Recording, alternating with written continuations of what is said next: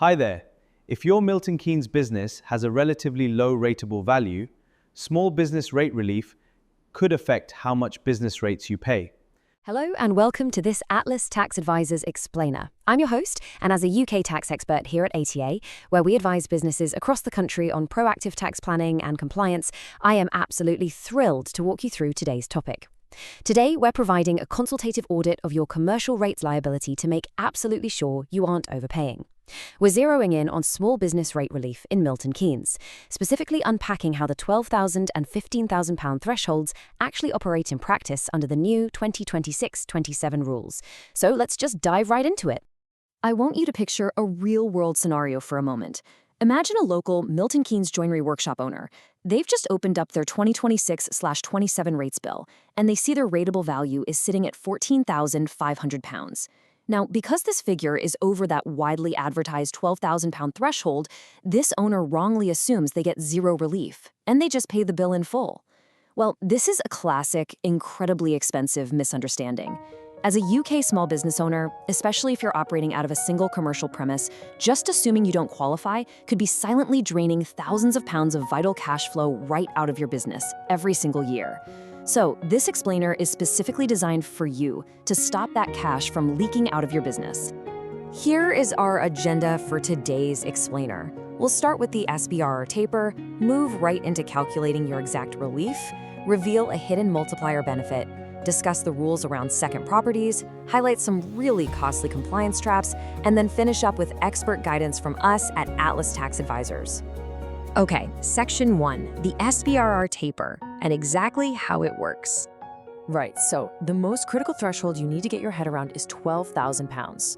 If your property's rateable value, which is set by the Valuation Office Agency, sits at £12,000 or less, and you meet the single property criteria, you receive a 100% discount. Your business pays absolutely nothing. It's a complete exemption. For a small Milton Keynes startup or an established single-site SME, this is the ultimate goal. But what happens if you tick just over that line? Well, the relief doesn't just suddenly vanish the moment you hit £12,001. Instead, it tapers down on a strict sliding scale toward an upper limit of £15,000. For instance, at £13,500, you actually still retain a massive 50% relief. By $14,700, you're down to 10%. And then, once you hit that $15,000 mark, the relief is totally gone.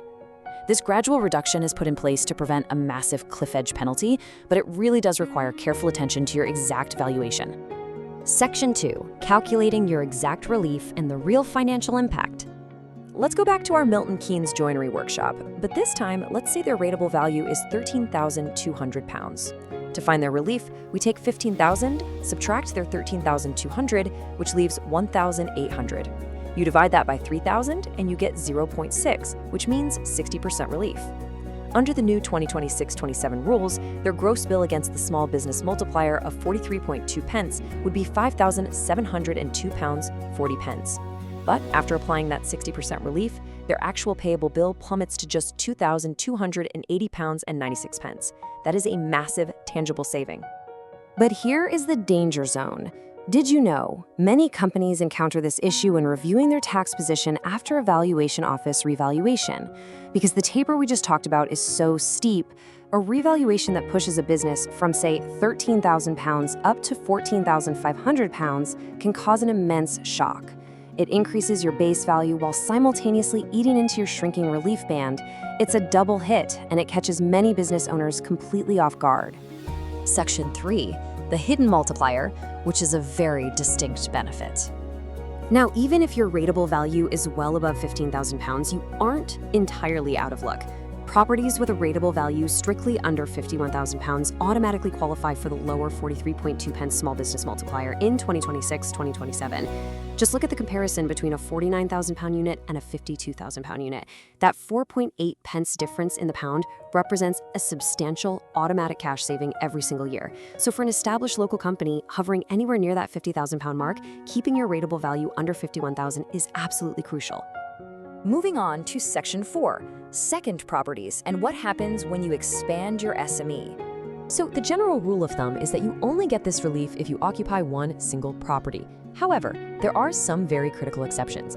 Taking on a small secondary storage space, for instance, doesn't automatically void your main relief. You can actually keep it, provided that every single secondary property has a rateable value strictly under £2,899. Furthermore, the aggregate, meaning the combined total rateable value of all your properties in Milton Keynes, must stay under £20,000. If you stay within those specific lines, your primary relief is perfectly safe.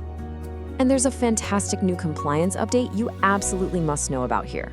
The government recently extended the grace period. So if you expand into a second property from the 27th of November 2025 onwards, one that would normally disqualify you from relief entirely, you now retain your small business rate relief on your first property for a full 3-year grace period. It used to be just 1 year. This gives growing UK businesses an incredible 3-year runway to really scale up operations before feeling the full weight of that increased tax liability. Section 5. Costly traps and how to avoid these very common errors. The very first trap is just assuming everything is completely automatic. While the lower multiplier for properties under £51,000 is applied automatically, the actual percentage relief for properties under £15,000 very often is not. Relying on Milton Keynes City Council to proactively apply this without thoroughly checking your bill is a huge risk. A lot of the time, it requires an active, formal application from you or your accountant. Quite simply, if you don't ask, you don't get it. And here is an absolute professional tip. Maintaining proper records is essential for HMRC compliance. You have a strict legal duty to notify the council of any change in circumstances. Did you build an extension? Did you take on a small second lease? Failing to report these changes won't just make the problem magically go away. When the council eventually catches up, and believe me, they always will, it can result in devastating backdated rate increases landing on your desk as one massive, unexpected lump sum. Another really painful trap involves vacant units. Let's clear up a very common misunderstanding right now. Small business rate relief strictly applies to occupied properties.